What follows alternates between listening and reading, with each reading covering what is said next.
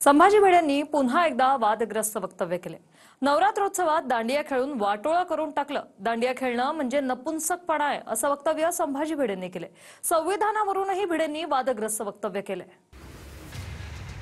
जवळपास 3 ते 4 महिन्यांच्या विश्रांतीनंतर संभाजी भिडे पुन्हा एकदा परंपरेनुसार वादग्रस्त विधानानं समोर आले आहेत। या महाशयांच्या मते नवरात्रीत दांडिया खेळणं हा हाणगेपणा असून नपुंसकत्व आहे।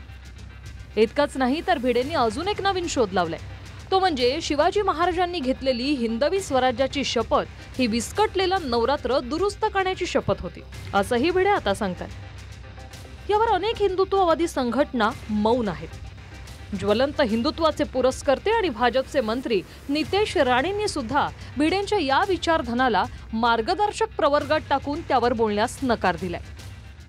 गणपती उत्सव आणि त्याचा वाटोळा करून टाकला, पण नवरात्राचा वाटोळा करून दांडिया खांडिया कसला दांडिया बेकार। हिंदू समाजाने दांडिया खेळणं म्हणजे हिंदू समाज आज आपला हटकेपणा, गुळगेपणा, नपुंसकपणा टाकायला तयार नसल्याचं लक्षण आहे। गुरुजी हे आदरणीय आहेत, ज्येष्ठ आहेत।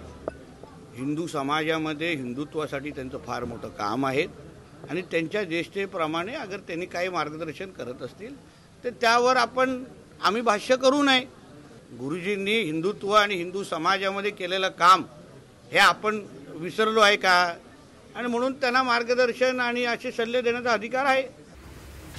गरबा दांडियाला केवळ हिंदूंनाच प्रवेश द्या अशी मागणी झाल्यानंतर नितेश राणेंनी या मागणीला योग्य ठरवलं होतं। मात्र दांडिया या प्रकारालाच भिडेंनी नपुंसक म्हटल्यानंतर राणे भिडे गुरुजींनी हिंदुत्वासाठी केलेल्या कामांचा दाखला देत आहेत। साहेब संभाजी भिडे म्हणतात की दांडिया किंवा नवरात्र खेळणं हलकेपणाचं लक्षण आहे आणि संविधान मानत नाही। नपुंसकता ते महान आहेत, ते महान आहेत।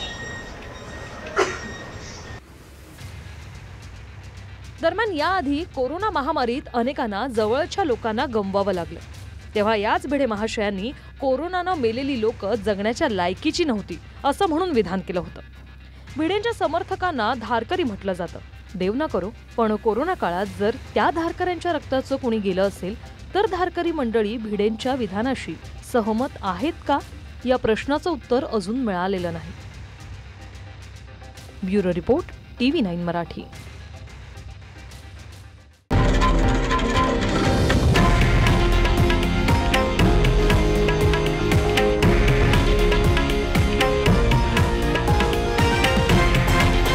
हे आहे देशातील नंबर 1 न्यूज नेटवर्क आणि आपण पाहत आहात TV9 मराठी, एकमेव।